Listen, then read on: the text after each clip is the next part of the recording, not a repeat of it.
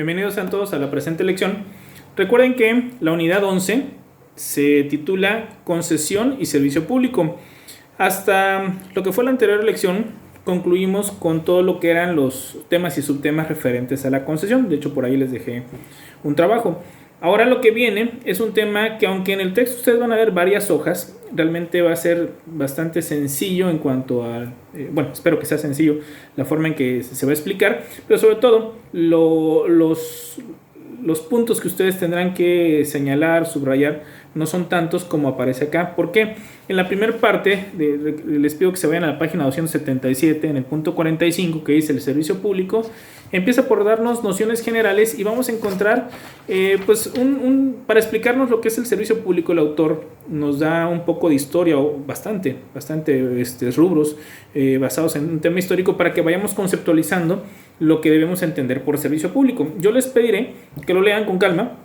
Obviamente les va a dar diferentes etapas de la historia de la humanidad en cómo se fue vislumbrando o conceptualizando lo que es el servicio público.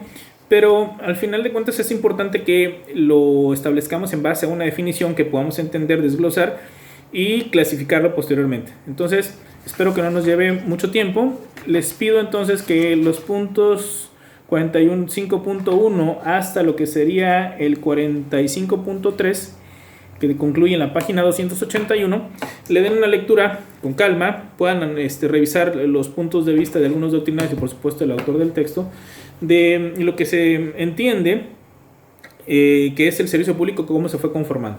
Pero para efecto de los contenidos que debo explicar y que vamos a ir evaluando a través de algunos ejercicios, quiero que nos vayamos a la página 281 en el punto 45.4, que habla ya del concepto de servicio público, y nos van a citar dos. Cualquiera de los dos que ustedes gustan aprenderse es perfecto.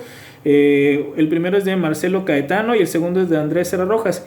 Andrés Serra Rojas es, digamos, uno de los autores en materia de derecho administrativo, de los clásicos principalmente que se llevan en nuestro país, pero obviamente no quita en absolutamente nada que nos podamos aprender las dos definiciones que vienen aquí. Las leo y las vamos explicando. La primera, la de Marcelo Caetano, dice: servicio público es el servicio administrativo cuyo objeto consiste en facilitar de modo regular y continuo a cuantos carezcan de medios idóneos la satisfacción de una necesidad colectiva individualmente sentida. Bueno, ¿cómo debemos entender? Servicio público es un servicio administrativo, por lo tanto, lo que te están brindando está dentro del área de la administración. Repito, es un servicio administrativo bajo el esquema de lo que vincula al Poder Ejecutivo, cuyo objeto consiste en facilitar de modo regular y continuo, es decir, el que lo puedas tener siempre, por así decirlo, ¿no? Durante todo el tiempo. Entre paréntesis dice, a cuantos carezcan de medios idóneos, es decir, aquellos que no poseen o no tienen acceso a precisamente ese servicio, la satisfacción de una necesidad colectiva.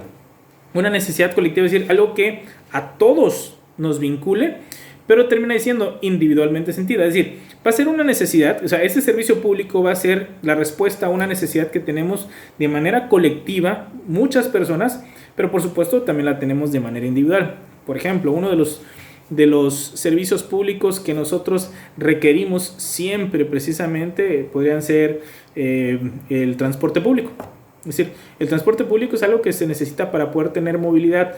Lo tiene toda una ciudad, pero también lo tiene una familia, pero también lo tiene un solo individuo de esa familia. Obviamente, alguien te tiene que brindar ese servicio público a través del cual tú te puedas mover hacia la escuela, hacia el trabajo, etc. Entonces, como dice acá, es un servicio administrativo porque parte precisamente del aspecto que va a englobar o va a regular el Poder Ejecutivo. Y pues puede, como dice acá, en facilitar de modo regular y continuo a los que carezcan de esos medios idóneos. Es decir, tú podrás tener un automóvil y vas a decir, no necesito el transporte público. Muchos no tienen automóvil y van a decir, yo sí lo necesito. Pero en la Ciudad de México, aunque tengas vehículo, habrán días en los que tu coche no circula por el tema de la contingencia ambiental y entonces tendrás que tomar el transporte público. Que puede ser un transporte público como el metro, que lo administra la Ciudad de México, o un sistema concesionado, como podrían ser los taxis, ¿no? Entonces, quiero que entendamos que el servicio público En el servicio público entran también, recuerden, el tema de las concesiones, pues obviamente lo que te están brindando es un satisfactor a lo que tú de manera individual tal vez no tienes, pero que lo necesitas tanto individualmente como una colectividad. Entonces, ese es el servicio público en base a la definición de Marcelo Caetano. Y explico ahora la de Andrés Serra Rojas, que es un poquito más completa, un poco más amplia. Dice: el servicio público es una actividad técnica, directa o indirecta, de la administración pública activa o autorizada a los particulares. Comenzamos con esto. Vayan dándose cuenta que aquí ya él nos hace mención un poquito más a fondo de las concesiones. Actividad técnica, es decir, un tema de ciertas habilidades que debe tenerse para realizar ciertas tareas, pero desde un punto de vista técnico. Directa o indirecta, de la administración pública activa. Aquí es cuando estamos hablando que la está emitiendo el gobierno, es decir, todos los entes del Poder Ejecutivo, o autorizada a los particulares. Y aquí estaremos en presencia de cuando la federación, las entidades federativas o los ayuntamientos le permiten a través de la figura de la concesión a un particular el que pueda ejercer precisamente este servicio público, ¿no? Que ha sido creada y controlada para asegurar de una manera permanente.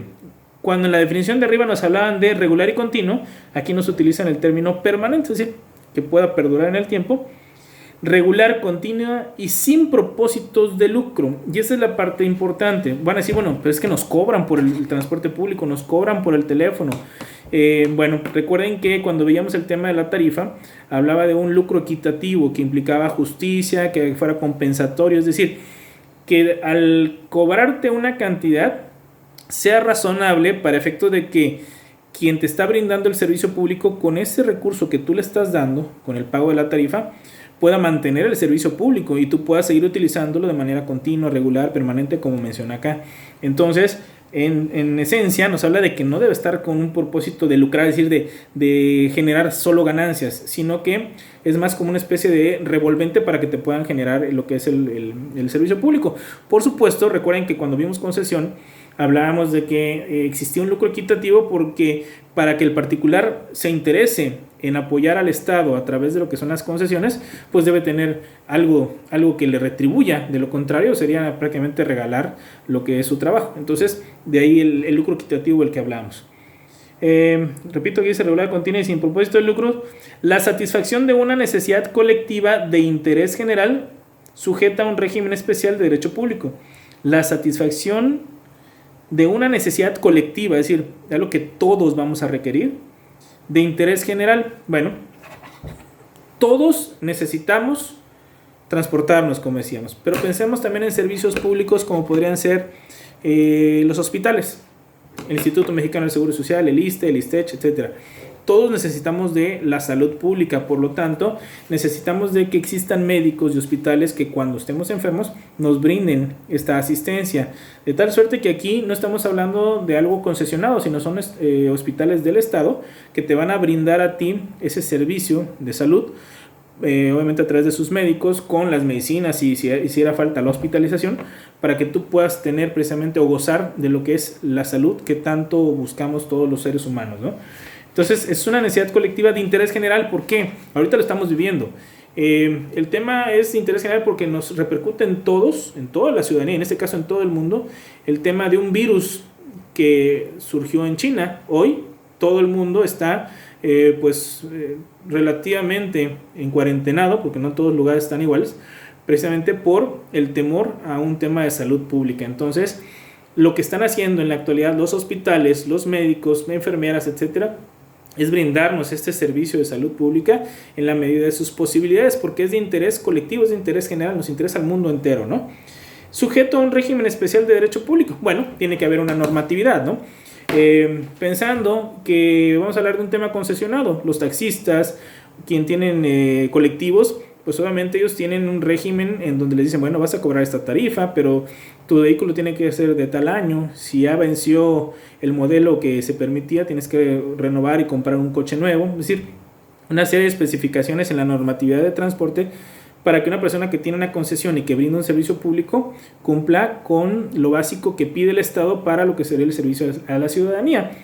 Y obviamente si estamos hablando de un servicio público que no está concesionado, sino que lo tiene el Estado, como hablábamos de los hospitales, pues ni se diga, ¿no? Por supuesto que es importante que el mismo Estado vaya verificando que se cumpla con las normas que establecen precisamente los legisladores, que sean los requisitos mínimos para que ese servicio público que se le brinda al ciudadano sea satisfactor de las necesidades de forma idónea y eficaz hacia los ciudadanos, ¿no? Entonces, aquí está, digamos, las dos definiciones, apréndense en la que gustan, pero sobre todo lo que me interesa es que entendamos todos los términos que utilizan aquí en esta definición.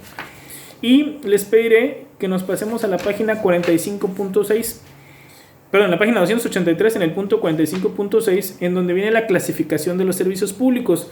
Y la clasificación, los doctrinarios pueden hacer diferentes clasificaciones, la que nosotros vamos a tomar acá es precisamente la del autor, es en base a quien va a estar regulando el servicio público, ¿no? Y la van a clasificar en 3: servicios públicos federales en el inciso A, servicios públicos locales o estaduales en el inciso B y servicios públicos municipales en el inciso C. Y aquí nos ponen algunos ejemplos, es decir, ya entendiendo el concepto y tomando en cuenta las definiciones que yo les comenté, que les pido que las subrayen, vamos a ver de qué manera clasificarlo. Y aquí el autor nos habla de que federales van a ser la distribución de energía eléctrica, es decir, nos pone ejemplos: distribución de energía eléctrica, el transporte público en rutas nacionales, la telefonía, como algunos ejemplos. Es decir, estos servicios públicos, el Estado es el que lo va a administrar directamente en beneficio del ciudadano. Obviamente tendrá que haber una normatividad y respetar la continuidad en el tiempo de estos servicios para que puedan ser utilizados por el usuario, que en este caso es el ciudadano. Vamos a encontrar algunos servicios públicos que no pueden ser catalogados como federales, sino van a ser locales o estaduales.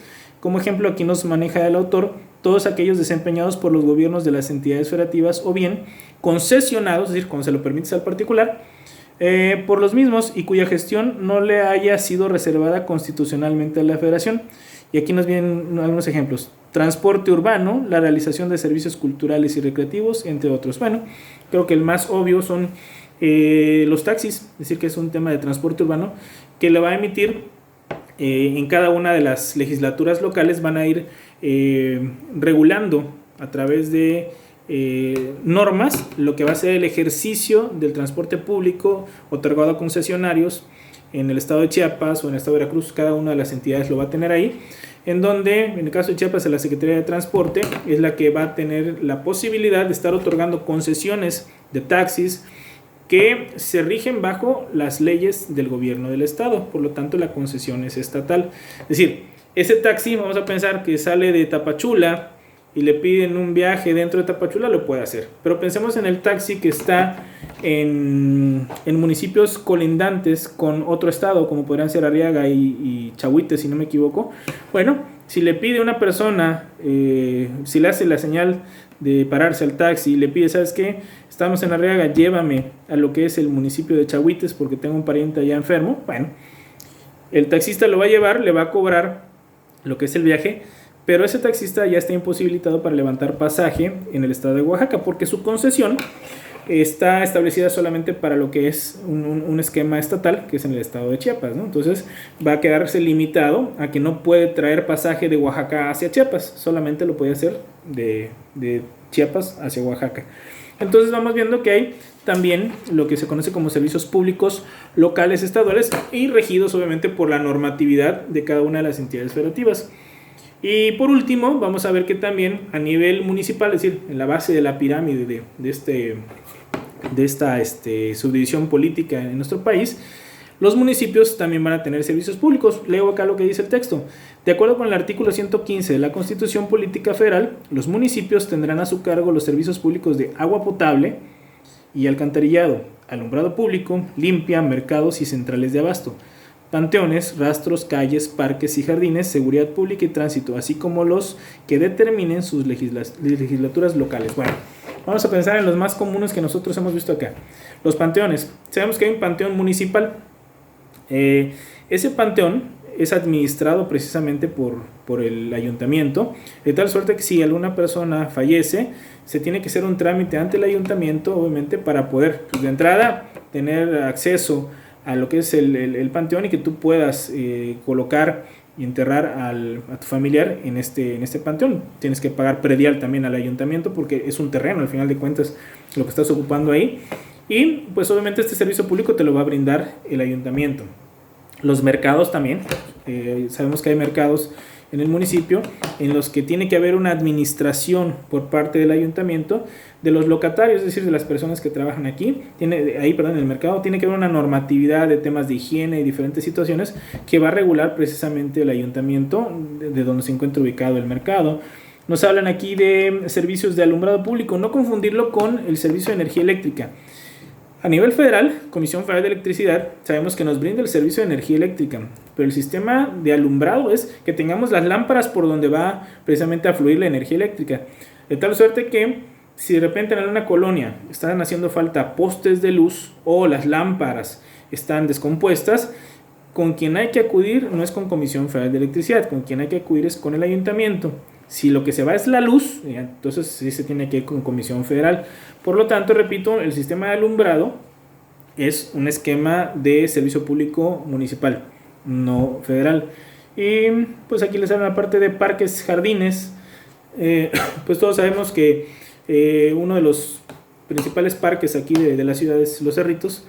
En la actualidad pues se encuentra cerrado por el tema de la contingencia, pero la idea principal es que al ciudadano también se le brinde este servicio público que implica el que pueda hacer deporte, el que pueda recrearse con lo que serían, en este caso, lo que es el deporte o las actividades físicas, entretenimiento, o sea, para los niños que tengan ahí juegos, etcétera. Entonces, esto también es suministrado, este servicio público, a través de lo que es los municipios. Entonces, vamos viendo que van a haber, o vamos a tener una clasificación de los servicios públicos en base a cuál de las tres esferas de lo que es en esa subdivisión constitucional de nuestro país la va a manejar. Si es federal, como Comisión Federal de Electricidad; si es un servicio público estatal, como podría ser el transporte urbano regido única y exclusivamente por el Estado; o lo que podría ser el área municipal. Estamos hablando de rastros, mercados, parques, etcétera. Bueno, entonces esta es la clasificación. Ya explicamos la definición, yo les pediría que lo repasen. Lo que sigue después, repito, es un análisis de la crisis del concepto de servidor público o de servicio público, pero en esencia quiero que entendamos la definición, la clasificación, y sí les pido que lean para efecto de que puedan entender la crítica que hace el autor sobre de dónde surgió y sobre todo cómo se ha ido comportando el tema del servicio público, sobre todo con la llegada de la privatización, es decir, cuando permites las concesiones en muchas áreas de lo que es el servicio público. Es decir, cuando le vas permitiendo a diferentes particulares que se hagan cargo de un servicio público a través de las diferentes concesiones, ¿no? Es decir, cómo se va a vincular el ciudadano, el usuario, con los concesionarios. Pero repito, al final de cuentas lo que hay es un servicio público que es un derecho del ciudadano mexicano, que el Estado se lo permite a un concesionario para que nos lo brinde, pero lo va a regular para que no abuse precisamente del usuario, del ciudadano. Entendiendo esto, repito, siempre va a recaer la regulación de todos los servicios públicos en el Estado, independientemente que lo tenga un concesionario. Siempre el Estado es el regulador, el que va a estar verificando que no abusen del ciudadano. Por lo tanto, el tema de servicio público, repito, hay una crítica, hay una crisis en cuanto a que cada vez más a nivel mundial se va optando por ir concesionando más y más y más las diferentes áreas de la administración pública, y el Estado como que se fuera haciendo más pequeñito en cuanto a las áreas que va a conducir de manera directa. No implica eso que deje de regular a los concesionarios, ¿no? Por eso nos habla aquí un poquito de esa crisis, pero eso es un tema más de reflexión. Yo les pido que para efecto de este capítulo aprendamos bien las dos definiciones que desglosamos hace rato y la clasificación que tenemos acá. Les dejé por ahí una tarea el día anterior. Les pido por favor, analícenla bien, revísenla bien para que pueda ser entregada en tiempo y forma, y les dejaré otra seguramente para completar lo que es el cúmulo de porcentajes que debe tener el alumno para reunir el 100% de lo que sería la calificación del tercer parcial, y posteriormente les diré qué actividad realizaremos para la calificación de lo que sería la evaluación final, que implica, recordemos siempre, el 3% de la calificación total del cuatrimestre. Que tengan muy buen día.